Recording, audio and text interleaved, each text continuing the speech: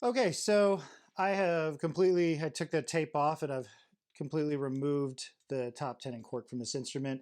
If you're doing this on the middle tenon, you're going to want to remove the bridge key and probably all of the side keys just to make your work easier.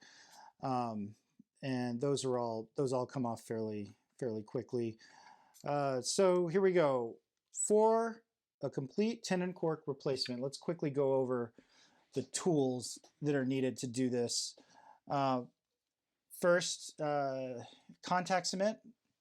So again, paint section at Home Depot or Lowe's or wherever you go for that sort of thing. A caliper, it doesn't have to be a fancy digital caliper, but you need something along these lines so that you can measure the width of the cork that you're going to need to cut for the tenon.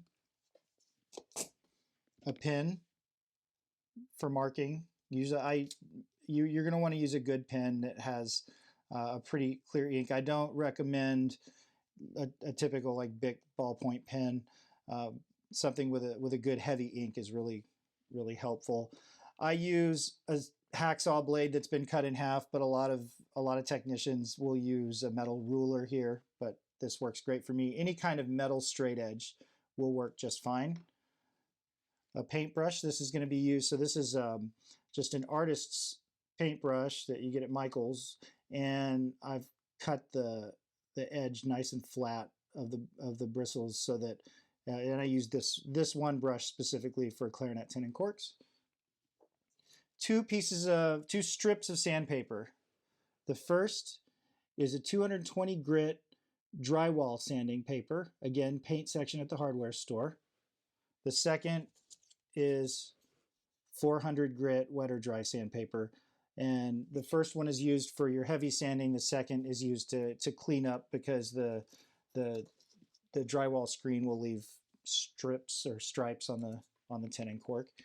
And obviously you need cork. So this is a sheet of 1/16 inch natural cork. I recommend natural cork always for tenon corks. There's tech cork that's also on the market, but I find that it's too springy and doesn't hold as well or as long as natural cork. So always use natural cork. You can find sheets of this at any of the music repair suppliers, Farees, JL Smith, Allied. You can contact me and I can get it for you. Don't go on Amazon. You see this kind of cork that I've got here on my workbench. I've actually had instruments come into the shop that somebody had tried to do a tenon cork with this type of cork. It's basically like a particle board cork. And you don't want to use this. It's going to fall apart quickly. And then I think that's it. Those are all the tools you need. Step one, you're going to want to measure the channel of the cork that the channel that the cork is going to need to go into. So I'm going to take my caliper here and I'm going to measure the inside of this channel. See if I can get it to where you guys can see it.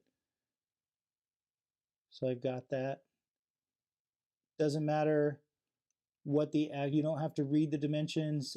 You just need to have it set to the exact same dimension as the inside of the channel. I'm going to lock that in place. And I'm going to go to my sheet cork here. And before I started this video, I made sure that this was a perfectly straight edge up here. So I'm going to measure from the top using the points of my caliper. And I'm going to make a mark on each end of the piece of cork right near the edge. The closer you are to the edge, the easier it is to make sure you're perfectly square with the corners of the cork. And then my goal anytime I'm doing, oh, I don't know if I said this, you need a razor blade. This is a standard single edge razor blade. Again, you can get it at the hardware store. I usually order gem razor blades. I found them to be the best, the sharpest that I can find. I usually get those online. Just a Google search will take you to some. Now, my goal here to try and make this cut as accurate as possible is to try and cut those two pen marks right in half. If I've done it well, be very careful here with your fingers as you're holding down your straight edge. You don't want to take a little piece of one of your fingers off. That'll really ruin your day.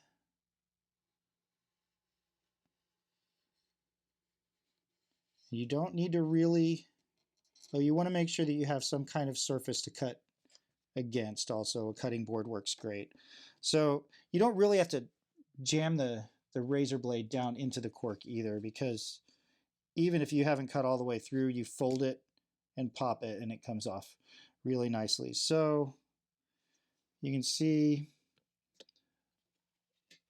I was able to cut the two pin marks right in half on either end. So we should have a pretty good fit. Before I continue on here, before I start cutting a bevel and putting glue all over the place, I want to make sure that I'm going to have a good fit for this cork. So I'll test both ends.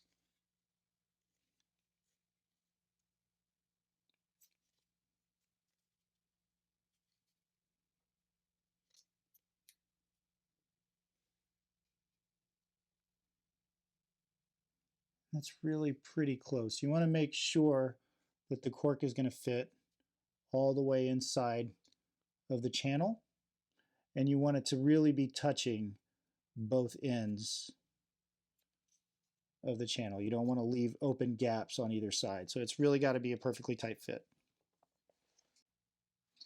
Okay, so the next thing you're going to need to do here is you're going to want to bevel.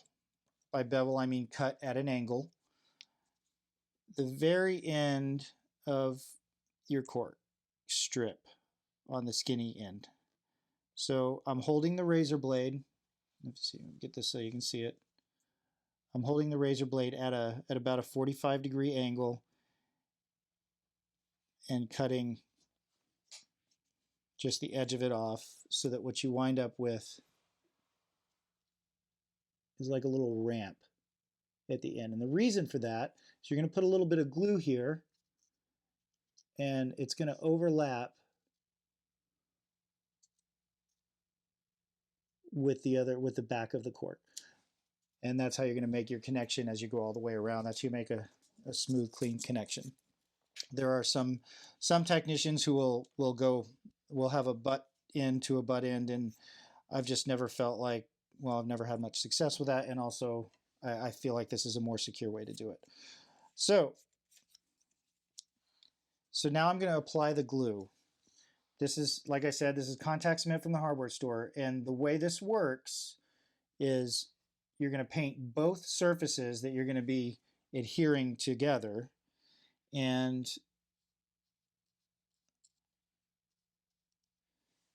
then you let it cure to where it's definitely not wet and really not very tacky anymore either. Sometimes, depending on ambient temperature and humidity, that could be as much as 20 minutes. When I'm doing these in the shop, when I'm doing Tenon corks, usually I'll get all the glue set and then I'll go do something else, buff keys or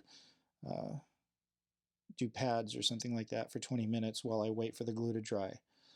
I like to do 2 rounds of glue on the cork because the first coat of glue is going to soak in. The cork is such an absorbent material that it'll even soak up something as thick as this contact cement.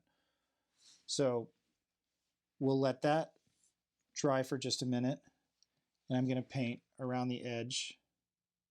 I'm going to start. Keep track of where you start and make sure that you're covering the entire surface. You don't want to leave any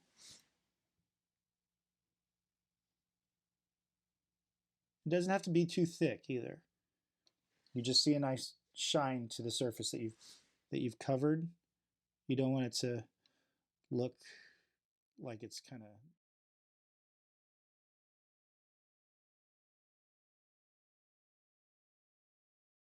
all the way around the tenon. I just do one coat here.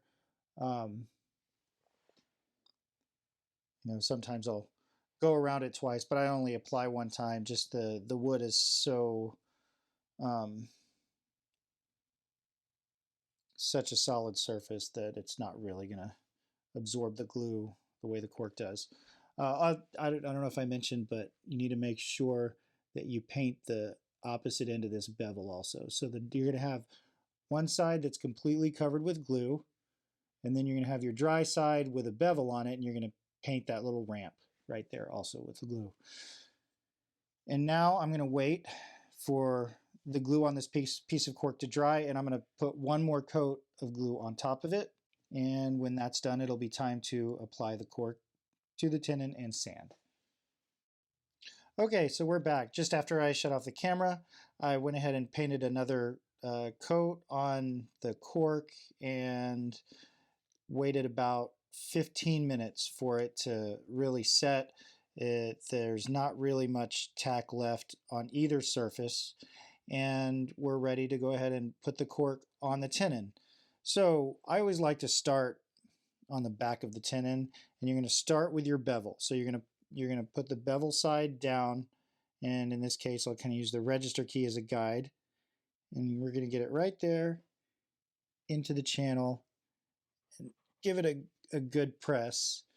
And now as we wrap the cork around, I'm really going to make sure that I'm staying lined up with the socket wall and pressing down very firmly as I go around.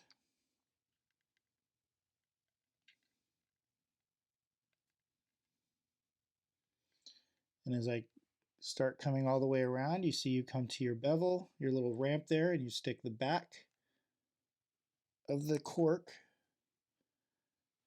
to itself right on that little ramp. And then you're going to take your razor and you're going to trim off the little extra tail you've got there. So I usually give it, I'm going to find a sharper razor than that. I start by going a little far, leaving a little bit of material like that. I just find it easier. Then you want to trim it as flush as you can.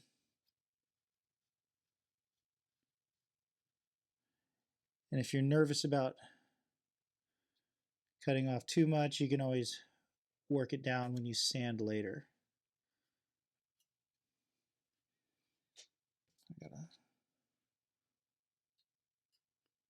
There we go. So now you can see you've got your tenon cork secured all the way around the tenon.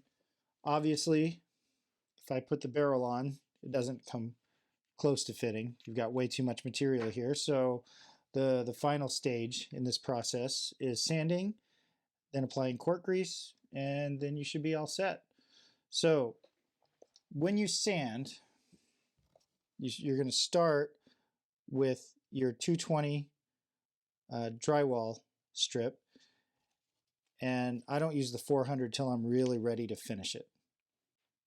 So when I start sanding, so you're going to use, this is called a bench peg, and if you're setting up your workbench to do this kind of work, you're going to want to get one of these. You just look at, Farees has one. I think you can get them from J.L. Smith also. But you're going to anchor the top of the whatever area you're sanding, whatever tenon you're sanding is going to go into the bench peg, and you're going to hold the rest against your body like this. And I start with, now you can, when I originally learned to do this, I would bevel the edges of both sides, but I've found that as long as you're careful with your sanding, you get a cleaner finish if you go ahead and sand it instead of having a bevel that goes all the way down into the channel. So taking care not to get onto the wood at all, you're going to start by creating your curve here, because you want to taper the edge of the cork where the barrel is going to fit on. And I count the number of times I go over here. So do 8, 1/8 of a turn, do 10, 1/8 of a turn,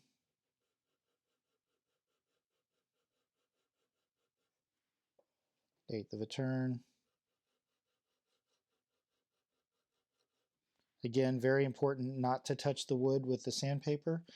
Here I'm at the spot where the cork met, so I'm going to go ahead and take that down as flush as I can and trying to keep it as rounded as possible to the rest of the cork. That's pretty close. And then I'll continue making my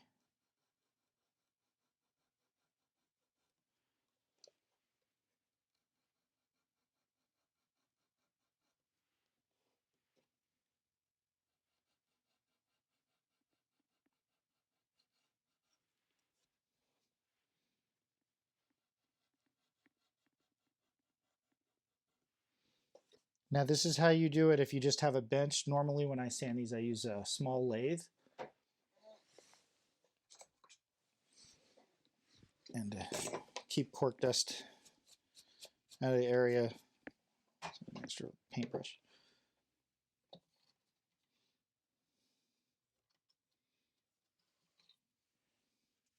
think I'm going to do one more time around, trying to even out and clean up my beveled area before I really start sanding the main cork.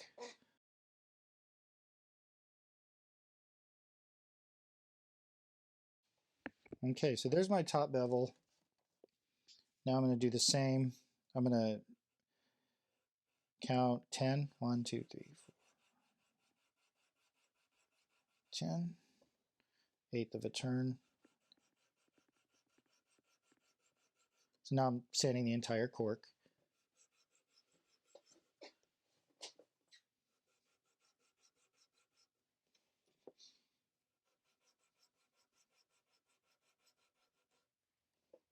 This process takes about 30 seconds on the lathe, about 5 minutes if you're doing it by hand, if you're going slowly and being very careful.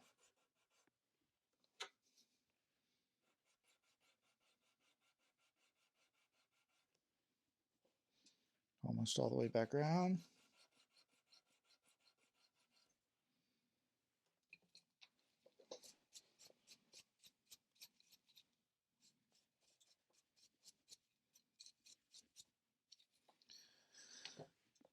So I've sanded all the way around and made a little bit of a tapered connection here at the top. I'm going to test fit frequently. And actually this barrel is going down about 1/3 of the way. So that's about what I want. I think I will also do a bevel on the bottom. And then I'm going to clean up the sanding. So first let's do the bottom bevel here. We're going to do that the same way that we did the top. So we'll start at the top here.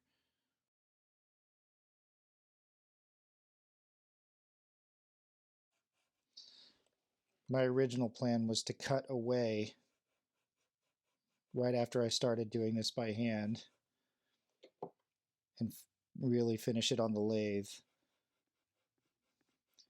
But I decided that would be cheating.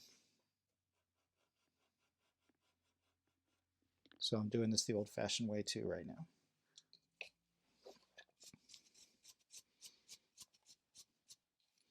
Okay, now I'm going to take my 400 grit sandpaper strip,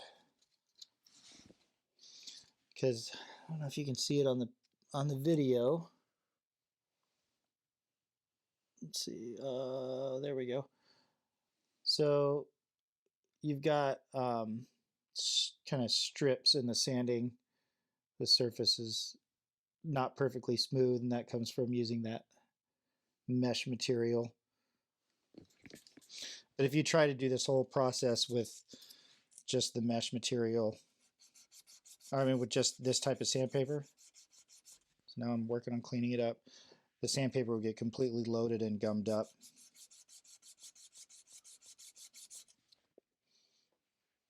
And it would take an eternity.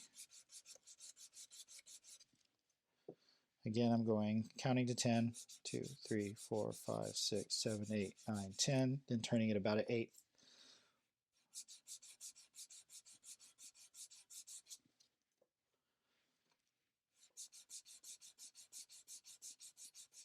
This takes some practice, but it's really doable by just about anybody.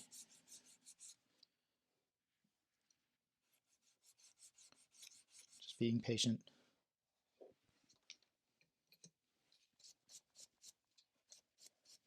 Oops.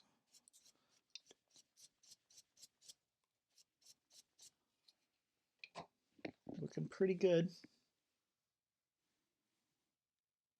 So we'll do a test fit here. Yeah, so you can see now, I'm gonna turn around because this is easier. You can see here that the barrel is fitting about halfway down. So I'm going to apply a little bit of cork grease and put the barrel on. And there you have a finished sanded Tenon cork. So I think it's a very manageable repair. It takes some practice, but you can do it. So if you have any questions, oh, also, sorry, leave the cork on or leave the barrel on for the next, or leave the joints put together for a few hours just to really let that glue set and cure. And that's about it. So that's Tenon corks. If you have any questions, give me a shout, and thanks a lot.